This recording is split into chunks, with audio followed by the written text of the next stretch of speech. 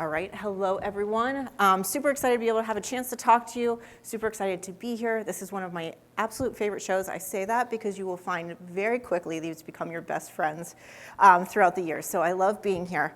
Today we are actually going to be talking about omnichannel marketing. And just like you is coming up with a treatment plan for your patients and your clients, same thing with your marketing.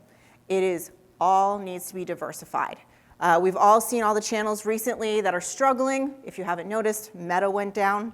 I don't know where you were if you didn't notice, but Meta actually went down during that time. I'm going the wrong way in the slides. Helps if I go the right way. Okay, so we're going to be talking about all the things you need to know. And if you have questions, because I'm going to go through this pretty quickly, please come out to our booth. I will email you this. You can talk about it. You can ask any questions that you may have.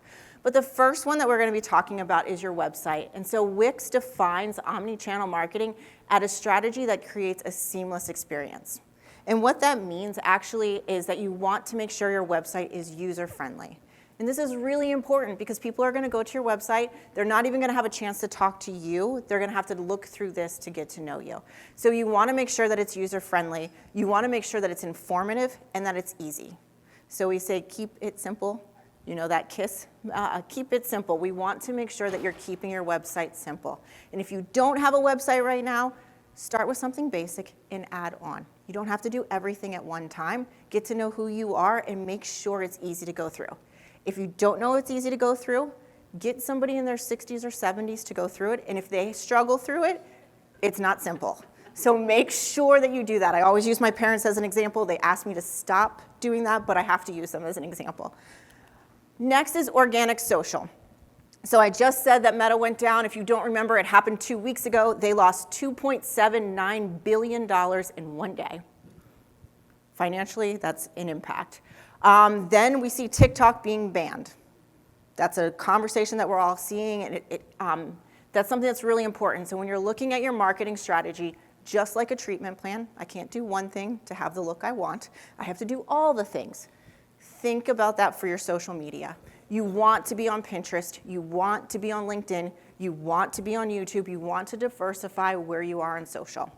And if you're sitting there saying, Robin, I can't do all of that, it's okay. Keep a really simple strategy. Make sure diversifying. So if it does go down on one day, you can go ahead and make some memes, make fun of it. You want to make sure you're across that.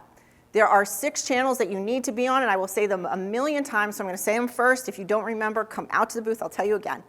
Facebook, Instagram, Twitter or X, however they would like to be called now, Pinterest, YouTube, and LinkedIn. If you can't do all of them, go on them and claim them and keep them.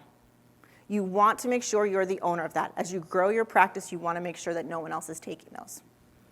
All right, we're going to move on. The next thing is blogging. You want to make sure that you have a blog. It's very important. This is a well-designed content strategy. It's going to help you with your brand visibility, your reputation management. You're all here doing a training. This helps you stand out against everybody else out there. We want to be able to see thought leadership. This is where someone's going to ask about your experience. They want to know where you went to college. They want to know about your family. A blog is a super important way to do this. There's something called GEO now. There was SEO. All of us know about it. GEO is the newest thing that's coming out. It is generative engine optimization. Because of AI, because of chatbots, you want to make sure your blog is optimized for generative AI. So you want to make sure that you're doing both SEO and GEO. It's also going to give you a brand voice. You don't have to blog like crazy. Once a month is great if you can do that. You can use ChatGPT and then go back and use your own words. I say if you're not cheating, you're not trying, so make sure you're doing that. Next is events. We all love going to events. We all love doing parties. It's extremely important to us. So make sure you're throwing an event.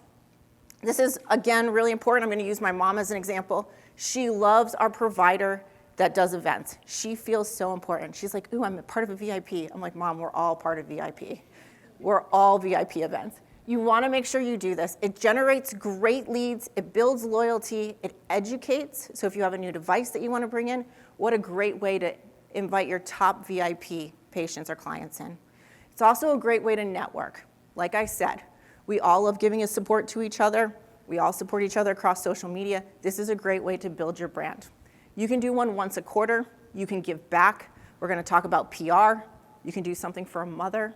You can nominate someone. You can bring in social media, PR, and events to do this.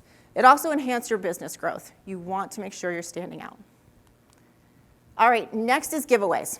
So we work with furniture companies, so I like to give them as an example. We've given around a $3,000 bedroom set away and a $25 gift card. Guess what? They both did the same engagement. So you don't have to give away everything. You can absolutely give something small away. Maybe it's 50% off your next treatment. You can actually give something that's a gift card. Bring people in. Giveaways trick the algorithm on social. Giveaways bring that brand excitement. What we like to do, and I'm going to tell you our secrets, please write them down. It's 100%, this is what we're doing. We love to do a giveaway where we actually will say, hey, we're giving away this, nominate 4 people. And you tag them in the social and it makes it go viral.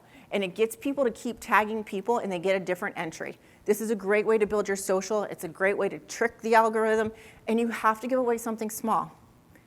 I know people are sitting here. I'm going to use Dolly as an example. They have hair care. You can have lashes. You can you can do something that brings in other brands. And you can create something that's exciting that also brings a community together. So make sure you're doing giveaways. Next, influencer marketing. Gone are the days of the Kardashians.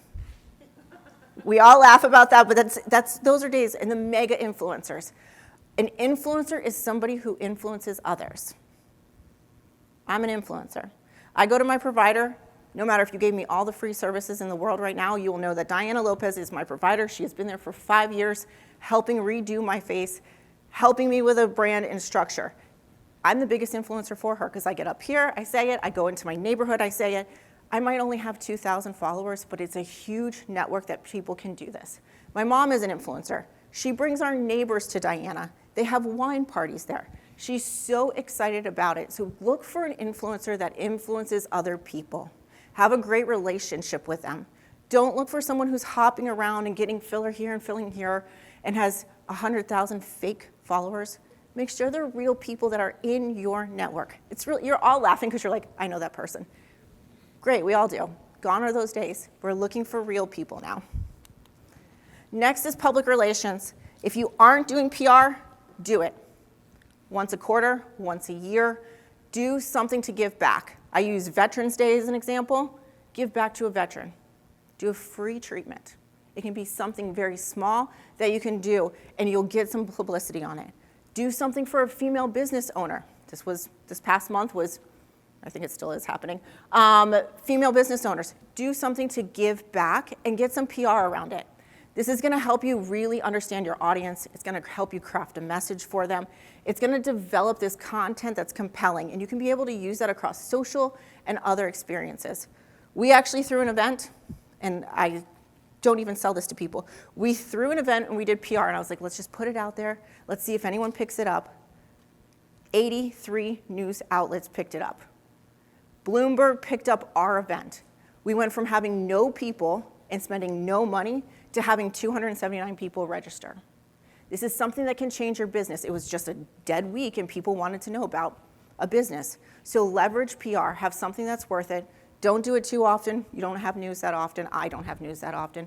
Make sure you're leveraging it across your channels. The next is staying ahead of the curve. Just like you're here, you're learning new techniques and tricks. New things are coming up every day. Augmented reality, artificial intelligence, everyone's talking about AI. Make sure you're staying ahead in the competition. Look at what's being done out there. If you don't know it, read an article about it. Call a friend. Go on my LinkedIn. I'll be like, hey, this is what everyone's talking about. Let's see how we can help it with your practice. Make sure you're using these new technologies. As a business owner, it's exhausting. You take out the trash, you take out the trash, you make payroll, you do all of these things, and it becomes this little hamster wheel that you don't know if it's running you or you're running in it. So make sure that you're able to leverage new innovations, learn from it. It increases your partnership. It's gonna help stick your practice out. The next is augmented reality. You're seeing it everywhere. Apple Vision Pro, Magic Leap. If you haven't tried them on, come outside. We'll put one on you. It's not something to be scared about, but in a practice like yours, a QR code can go a long way. This is a new way of doing augmented reality. It's a new way of capturing data, and it really will help you in your marketing strategy. You can leverage it in social media, and it will help grow your actual reach. It's a great way to collect data. It's a great way to personalize. And remember, once you own that data, guess what? When you sell your practice, you can sell that intellectual property and that data as well. So this is really good for you to stay ahead of that curve. The last is AI. So AI chatbots. I said if you're not cheating, you're not trying. If you haven't used ChatGPT, do it. If you're like, how do I stay ahead of the curve, Robin, to write my social? This is a really great way to do it. There are free tools out there. Please don't just copy and paste, because I'm sure there's a lawyer that Chase is going to say, Robin, don't say that. Don't go up there and just copy and paste, put it in your own words, but really leverage AI to help you, help your team, help it be a structure so that you can follow a content creation. This is really going to, again, help you stand out. If you have any questions, this is our QR code. We would love to help you out. If you come over to our booth after this, we'll go ahead and send this to you by email, and we'll answer any questions for you. Thank you guys so much. I have 24 seconds.